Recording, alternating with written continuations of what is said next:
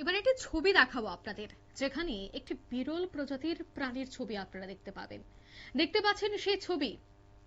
সচরাচর এই ধরনের পশু কিন্তু দেখা যায় না, কিন্তু মোহনপুর মহকুমা নরেন্দ্রপুর চা বাগানে ঠিক এই ছবি ধরা পড়ল গতকাল রাতে, এবং দেখা গেছে যে দেখতে পুরোপুরি ভাবে বিরল, অর্থাৎ এই ধরনের পশু এর আগে কোথাও দেখা যায়নি।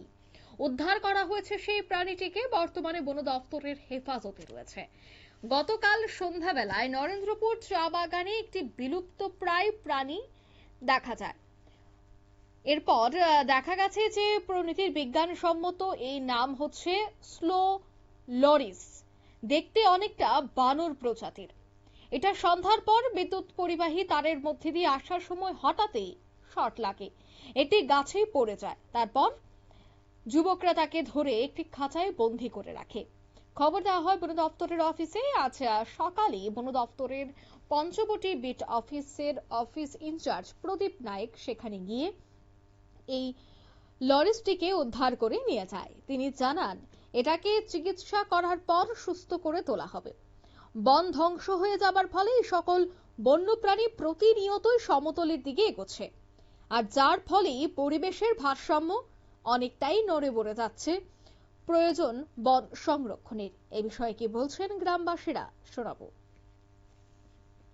পাহাড় ধ্বংস হওয়ার ফলে এইদিকে প্রাণী সকল সব আয়া পড়তেছে সমতলের দিকে। আজকে কালকা সন্ধ্যার সময় আমরা এটারে পাইছি এবং ধরে রাখছি।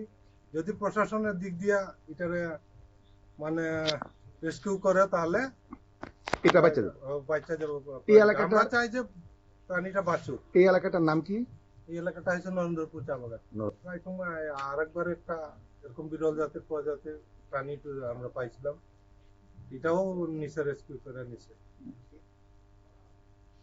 আপনারা শুনলেন তাদের এই বক্তব্য, অর্থাৎ তারা এর আগেও একটি বিরল প্রজাতির প্রাণী পায় এবং এবারও তারা একটি পেলেন। তবে পাহাড় জঙ্গল কেটে ফেলার ফলে এখন সেই প্রাণীগুলি জীবনের আশ্রয় বা বেঁচে থাকার লড়াইয়ের সমতলে এসে পৌঁছাচ্ছে। তবে ইতিমধ্যেই সেই বিরল প্রজাতির প্রাণীটিকে তুলে দেওয়া হয়েছে বন দফতরের হাতে। নিয়ে নিচ্ছি ছোট্ট একটি বিজ্ঞাপন বিরতি, সঙ্গে থাকুন।